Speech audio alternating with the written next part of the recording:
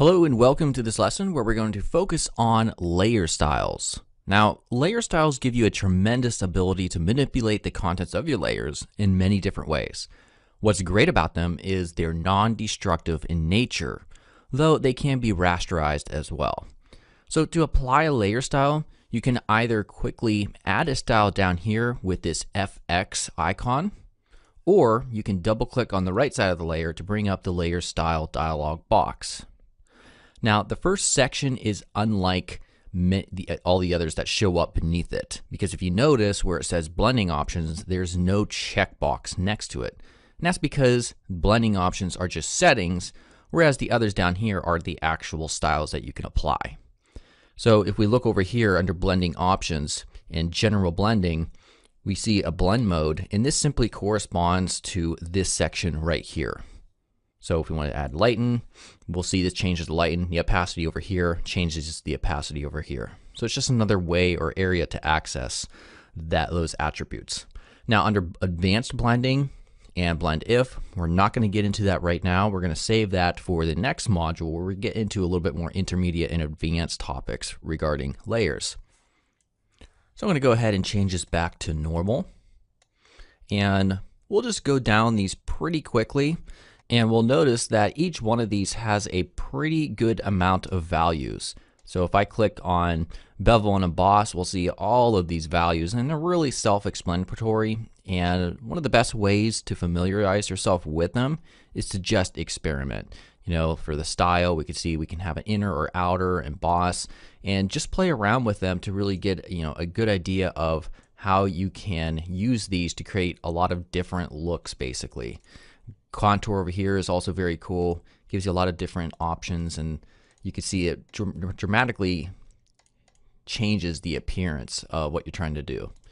Now over here we can notice one of the main things that you might first pop out that's different is this little plus sign on some of these layer styles.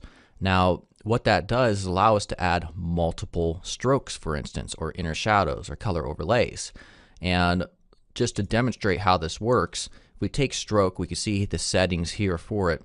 We can change the size. We can also change the blend mode. Now, most of these have a blend mode just like the layer itself has a blend mode. So if we wanted to change this blend mode, let's say, for example, to overlay, and also change this to overprint, we'll see how it works just like the regular layer blend modes. All right, so let's say we want another stroke on this, except this time we want it to be outside. So we simply take this right here, change it to outside, and maybe change the size, change the blend mode, and maybe the color, we'll make it darker. And there you go. That's how multiple layer styles works. Very simple. And of course, a lot of these, again, like I said, are very self-explanatory. It's all a matter of playing around with the different settings here. Inner glow we have, which basically creates a glow coming from these contents of the layer on the very outside of it. So we can change the size, choke, and you'll see how that works.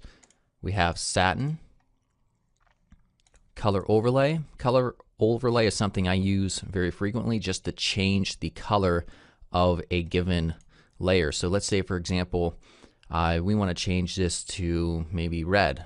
Well, change this to red here, and we'll change this to overlay, and there we go. Gradient overlay, same thing here. We can add a gradient. We can edit it with the gradient editor right here, and we're able to use some presets if we wish, and change them yourself down here if you wish as well. What's also cool about this is we can add a blend mode to this. You can see it gives us an interesting look here. If we want to add a pattern, for instance, to this, we can do that as well. So we could change this to overlay. Outer glow, same thing as the inner glow, except it's outside. And then also a drop shadow, the infamous drop shadow. And it has all these various settings right here. Although I advise not to use this too much. All right, so that concludes the very basics of fundamentals of layers here in Adobe Photoshop. So in the next module, we're going to focus on some of the more intermediate to advanced topics surrounding layers. So I'll see you then.